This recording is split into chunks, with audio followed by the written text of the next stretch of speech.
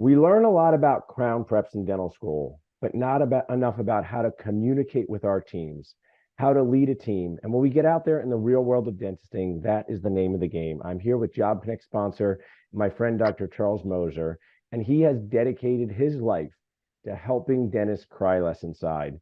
Tell us a little bit about that, Charles.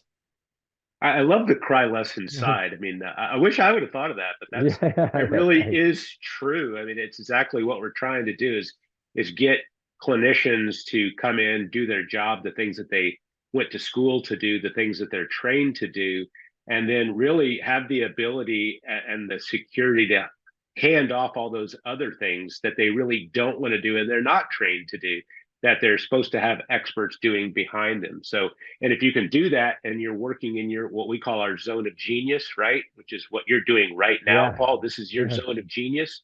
When you're doing that, you have a smile on your face, life is good. It doesn't mean that you don't have a little few hiccups that you have to deal with throughout the day, but you've got all this amazing team behind you that you trust.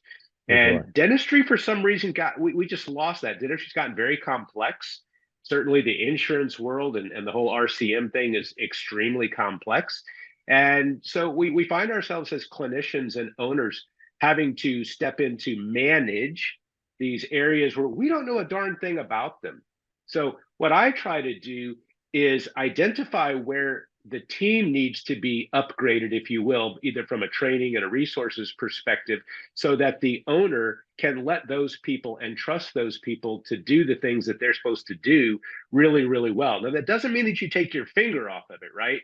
You Yeah. have KPIs, you have metrics, you have certain standards that people have to perform to, but you're allowed to let them go do what they need to do, and then you come back and lead them when they need to be led and manage them when they need to be managed. But to your point and to what you said earlier, our goal is to help dentists cry less inside. I wish I would have thought of that. That's Yeah, genius. we can share it. And why do you think, Charles, that there's a resistance to coaching, right? There's people who like me who do it who couldn't imagine not having a coach, right? I have my own coaches, but then there's other dentists who say these coaches are just out to scam you. Is it the dental school mindset? Like, why do dentists think they have to know how to do everything, even though they weren't trained to do everything? If you could give a message to dentists, whether they use you or another coach or consultants, why is it so important to pay attention to this as early as possible in your career? Yeah. So for the most part, people are fearful of things that they don't understand, myself included, right? Because I don't understand why that brotherly shove thing is still allowed. Okay. So I'm fearful of it, right? I'm Yeah. very fearful of it because I don't understand it. So we are afraid of things that we don't understand. When doctors go to continuing education programs, the bottom line is they're continue their education in dentistry, which is something that they understand, right? And so it's very easy to build your skill sets up and get better at doing the things that you need to get better at and do things that you weren't doing before because it's in your wheelhouse. But leadership training is something that people don't understand. And they certainly don't understand the value of it, okay? Because no one Yeah. has really ever conveyed the value of it.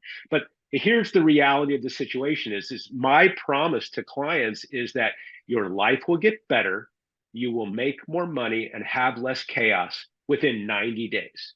Like That's that. my commitment to people. Okay. Sounds like a different type of commercial, but the bottom line is if I haven't shown you or put you on a path to do more of the things you love to do, less of the things you hate to do, make more money, have less chaos throughout your day within 90 days, then I've done something wrong. I have not identified the right problem. So people don't hate change, Paul. People try to Yeah. change all the time, right? We cut our hair, we go to the Right. gym, we change our diet, we go to courses. People don't hate change. They hate the way we try to change Oh, I them. like that. That's the problem. I wish I had thought of that one. That's a really good way to put it. Because I say to Yeah. my office manager sometimes, let's make this change. And she goes, I don't want to change. I say, well, you're happy right now? She goes, no, I'm not happy now. I say, well, you might be happier if we make this change, but it's a key part of dental teams because they're used to doing things a certain way. I just want to say one more topic to hit on.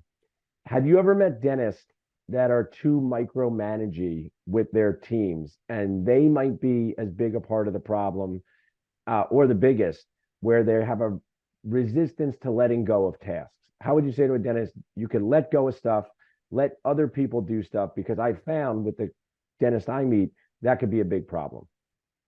Yeah, well, I think we're all micromanagers by nature. We work in an industry where a quarter of a millimeter, Yeah. certainly a half a millimeter, is the difference between success and failure, at least in our own minds. So we work in this micro industry anyway.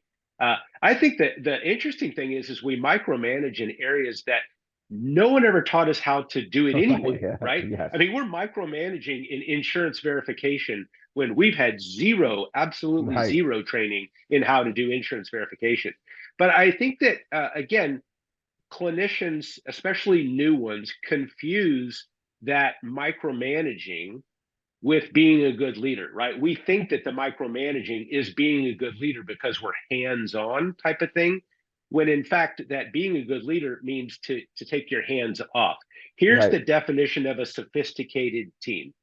And again, I want the people that are hearing this to answer the question in their own minds. How many people in your organization can say yes? I like that. The more people in your organization that have the ability to say yes, the more sophisticated your team. If you have to be the one to say yes to everything, then you are the bottleneck.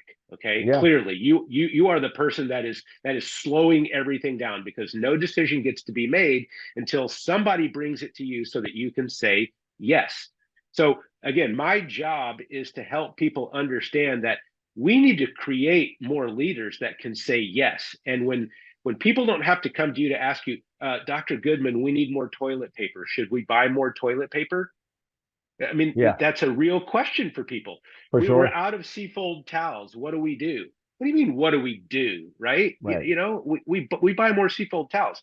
But the reality of it is that that's a leadership skill to be able to create people that can say yes. It's a management skill to be able to tell people when we're out of Seafold towels, come ask me if we can order more.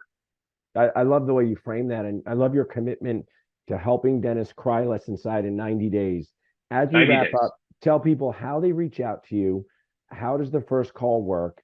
And how that they can get on the road to less chaos. I like that. Less chaos in their life. Yeah. www.charlessmoser.com. That's two S's back to back. charlessmoser.com. There's an area on the top right that says connect. Fill out the form. We'd be happy to have a pair, whatever, however many number of short calls that you need to ask questions of me, for me to ask questions of them, to make sure that we're the right fit for one another. Paul, you asked a question really earlier that Yeah, I do want to address. Who's the problem that I find most of all? Clearly, we know who the problem is. The hardest person to lead in any organization is yourself, clearly. yeah, So the problem is typically the dentist, but I don't, problem is maybe not the right word to use. I mean, we don't know what we don't know, right? for sure. So And if you're going to work with me, I need a high level of humility and a high level of transparency. I love what you said. We think we should lead things. No one's taught us how to lead, like insurance and team member reviews.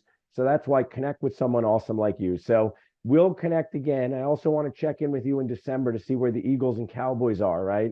Are you rooting? Who are you rooting for on Monday night? The Chiefs or the Eagles? Oh, obviously the Chiefs, of course. Chiefs. So, yeah. What happens when the Giants play the Eagles? Who do you root for then?